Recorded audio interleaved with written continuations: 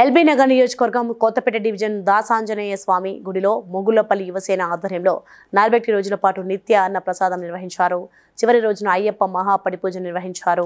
మహాపడి పూజలో ఆర్మూర్ ఎమ్మెల్యే పాడి రాకేష్ రెడ్డి పాల్గొని మాట్లాడుతూ మొగుళ్లపల్లి యువసేన ఉపేందర్ గుప్తా ఆధ్వర్యంలో జరుగుతున్న సేవా కార్యక్రమాలు ధర్మాన్ని కాపాడుతున్నాయని, ప్రతి ఒక్కరూ సనాతన ధర్మాన్ని కాపాడాలని కోరారు.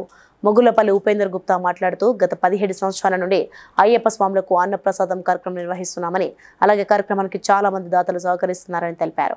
కట్టుగా ఈ పడి పూజ చేసుకోవడం చాలా సంతోషకరం.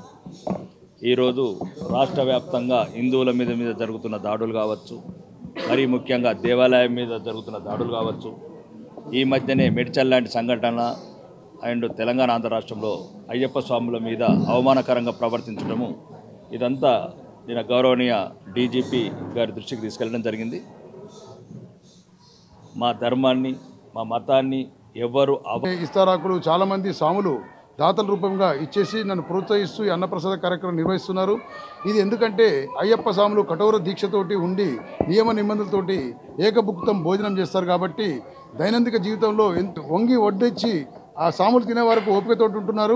వారికి, వారి కుటుంబ సభ్యులకు, దాతలకు, మరియు ఇక్కడ వీక్షిస్తున్న వారికి, చూస్తున్న వారికి, మరియు భిక్ష చేసిన స్వాముల అందరికీ భగవంతుడు స్వామి కృపా కటాక్షాలు ఉండి అందరూ బాగుండాలని చెప్పి సర్వే జనా సుఖినో భవంతు, సమస్త మంగళాన్ భవంతు, సంతు నిరామయ భద్రాని దుఃఖ భాగ్యతు, స్వామియే అందరూ బాగుండాలి స్వామి, అందులో నేనుండాలని కోరుకుంటూ సదా మీ సేవలో Mogullapalli Upender Swamy. Please like and share, subscribe to BCN Telugu News. Please like, share and subscribe to BCN Telugu News.